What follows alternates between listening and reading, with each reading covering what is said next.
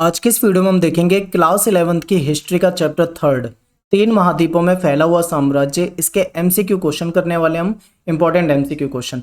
N empire across 3 continents. तो चलिए इसको देखते हैं, और इसकी पीडीएफ आप डाउनलोड करने के लिए हमारे टेलीग्राम ग्रुप में जाइए। क्लास 11th ESP नाम से ग्रुप है, आप सर्च करेंगे टेलीग्राम पे तो आपको मिल जाएगा। 400 से ज़्यादा स्टूडेंट वहाँ पे ऐड हो चुके हैं, आप भी ऐड हो जाओ और वहाँ से जाके इसकी पीडीएफ आप डाउनलोड कर सकते हो, ठीक है, जो आपको ये क्लास कराई जा रही है। तो यहाँ पे मैं आपको 20 इंपॉर्टेंट एमसीक्यू क्वेश्चन कराने वाला हूँ, जो कि एनसीईआरटी से डीप बिल्कुल बनाए हुए हैं। आप एनसीईआरटी पढ़ोगे तो आपको ये सारे क्वेश्चन उसमें मिलेंगे, ठीक है। और एक चीज़ ध्यान रखिए, चैप्टर की वीडियो जरूर देखना आप, यानी जो चैप्टर जो एक्सप्लेन करा हुआ है पूरा का पूरा, वो वाली वीडियो जरूर देखना, ताकि आपको ये चीज़ें अपने आप ही आसान लगने लगेगी। तो चलिए स्टार्ट करते हैं, और डिस्क्रिप्शन बॉक्स जरूर चेक कर लेना, वहाँ पे आपको सारे इंपॉर्टेंट लिंक मिल जाएंगे। पहला क्वेश्चन आपके सामने है, रोमन साम्राज्य के अंतर्गत डैश क्षेत्र आता है। कौन सा क्षेत्र आता है? देखिए, ये 3 महाद्वीपों में फैला हुआ साम्राज्य था। तो आपको 3 महाद्वीप आपको ऑप्शन में ही दिख जाएगा। यूरोप है यहाँ पे, एशिया है यहाँ पे, उत्तरी अफ्रीका है यहाँ पे, यानी अफ्रीका की बात चल रही है, एशिया की बात चल रही है, यूरोप की बात चल रही है, यानी ये तीनों ही क्षेत्र में तो फैला हुआ था ये। यानी कि आंसर क्या हो जाएगा हमारा? उपरोक्त सभी, यानी यूरोप का भी क्षेत्र इसमें शामिल है, पश्चिम एशिया का भी क्षेत्र शामिल है, उत्तर अफ्रीका का क्षेत्र भी शामिल है। तो आंसर हमारा हो जाएगा डी, उपरोक्त सभी। नेक्स्ट क्वेश्चन है कि पेपाइरस क्या था? पेपाइरस क्या था? ये बहुत इंपॉर्टेंट है, पेपर में आपसे बिल्कुल पूछा जा सकता है। देखिए, क्या ये कोई पत्थर था वहाँ का? रोमन साम्राज्य में मिलने वाला कोई पत्थर है क्या?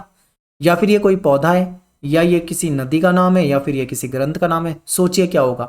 तो देखिए, ये एक पौधा था। अब ये पौधा था, आखिर इस पौधे का क्यों यहाँ पे जिक्र हो रहा है? क्योंकि देखिए, उस समय में क्या होता था कि आज की तरह प्रिंटिंग की सुविधाएं नहीं थी, ठीक है। तो क्या करते थे लोग? हाथ से लिखते थे। और किस चीज पे लिखते थे? कॉपी पेन तो होता नहीं था आज की तरह कि आप पेपर वगैरह।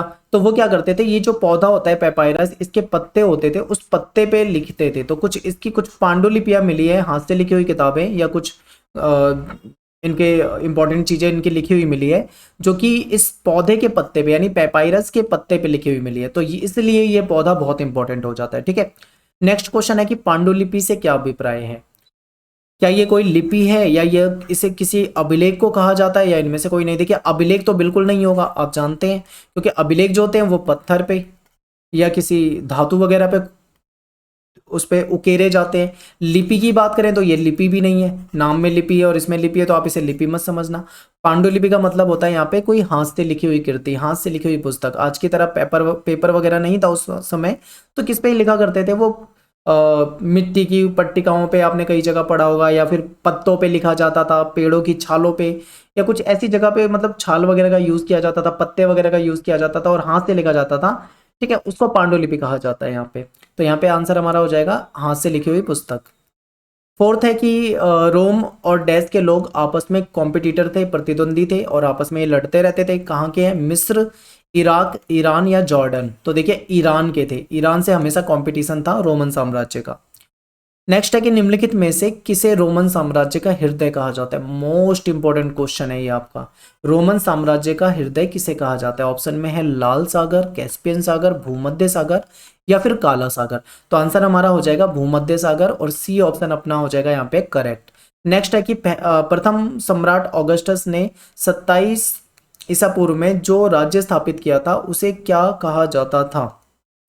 तो ऑप्शन में है सीनेट, प्रिंसिपेट, टिशिफून, इनमें से कोई नहीं। तो प्रिंसिपेट था उसका नाम। नेक्स्ट है कि सेनेट रोम में एक संस्था थी जिसमें डैश वर्ग के लोग शामिल थे। इसमें कुलीन वर्ग के लोग शामिल थे। यस, बिल्कुल, यहाँ के जो समृद्ध लोग, अमीर लोग, ताकतवर लोग थे वो शामिल थे। अभिजात भी शामिल थे, समृद्ध वगैरह ताकतवर लोग बिल्कुल शामिल थे। ये ए और बी बिल्कुल आपका करेक्ट है। जमींदार शुरू में शामिल नहीं थे, बाद में जमींदारों को भी शामिल कर लिया गया था, यानी सी भी सही है। तो अपना आंसर क्या हो जाएगा? उपरोक्त सभी। क्वेश्चन नंबर 8 है आपके सामने, दिनारियस। दिनारियस क्या था? ये यहाँ पे एक सिक्का था। अब ये सिक्का किस धातु का था ये आपको पहचानना है। सोने का था, चांदी का था, तांबे का था, या फिर इनमें से कोई नहीं? तो आंसर आपका हो जाएगा ये चांदी का सिक्का था, ठीक है। इंपॉर्टेंट है बहुत ज्यादा। नेक्स्ट है कि निम्नलिखित में से किस सम्राट ने सेनेटर के सेवा में सेनेटर के सेना में सेवा करने से पाबंदी लगा दी थी? यानी जो सेनेटर लोग हैं वो सेना में नहीं शामिल होंगे, इस पे बैन कर दिया इन्होंने। तो वो कौन है? ऑगस्टस, टिबेरियस, गैलिनस, उपरोक्त सभी। तो गैलिनस जो थे वो थे। इंपॉर्टेंट है आपके लिए बहुत ज्यादा। क्वेश्चन नंबर 10 है, रोमन साम्राज्य के राजनीतिक इतिहास के 3 मुख्य खिलाड़ी कौन थे? जिसके बिना नहीं चलेगा ये साम्राज्य, ये समझ लो, इतने महत्वपूर्ण है ये।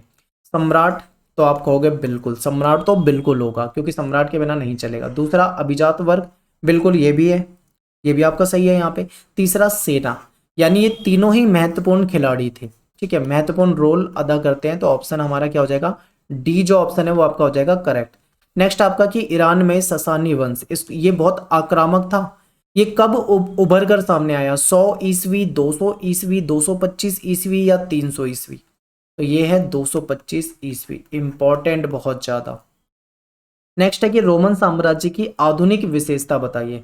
देखिए एकल परिवार, यहाँ पे क्या था, न्यूक्लियर फैमिली होती थी, यानी जॉइंट फैमिली में नहीं रहते थे लोग ज़्यादा, ठीक है। बच्चे जब बड़े हो जाते थे वो खुद अपनी शादी विवाह के बाद अलग फैमिली में रहने लग जाते थे, ठीक है। अपनी फैमिली मतलब दादा वादा ये सब एक साथ नहीं रहते थे, एकल फैमिली थी यहाँ पे, एकल परिवार था। तो ऑप्शन हमारा ए जो है वो सही हो जाएगा। नेक्स्ट है हमारा एम्फोरा।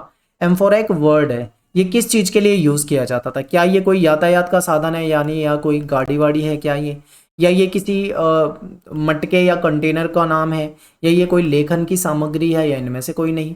तो देखिए ये क्या था, ये कंटेनर था, यानी इसमें लिक्विड रखा जाता, जैसे जैतून का तेल हो गया या कोई अन्य लिक्विड हो गया, शराब वगैरह या कोई चीज़ ऐसी थी जो लिक्विड होती थी, उसको रखने के काम आते थे, ये मटके या कंटेनर थे। बहुत इंपॉर्टेंट है। क्वेश्चन नंबर 13 आप क्या लगाओगे, बी। क्वेश्चन नंबर 14 है रोम में मोंटी टेस्टेकियो स्थल पर लगभग डैश से अधिक मटकों के अवशेष मिले। यहाँ पे बहुत सारे मटकों के अवशेष मिले, तो कितने से अधिक? ऑप्शन में है 2 करोड़ से अधिक, 3 करोड़ से अधिक, 4 करोड़ से अधिक या 5 करोड़। तो आपका आंसर हो जाएगा 5 करोड़ से अधिक जो मटके हैं उसके अवशेष मिले। क्वेश्चन नंबर 15 है सिकंदर। सिकंदर जो था वो यूनान के किस राज्य के शासक थे? तो ऑप्शन में है बेबीलोन, एथेंस, मकदूनिया, इनमें से कोई नहीं। तो आंसर हो जाएगा आपका मकदूनिया, ठीक है।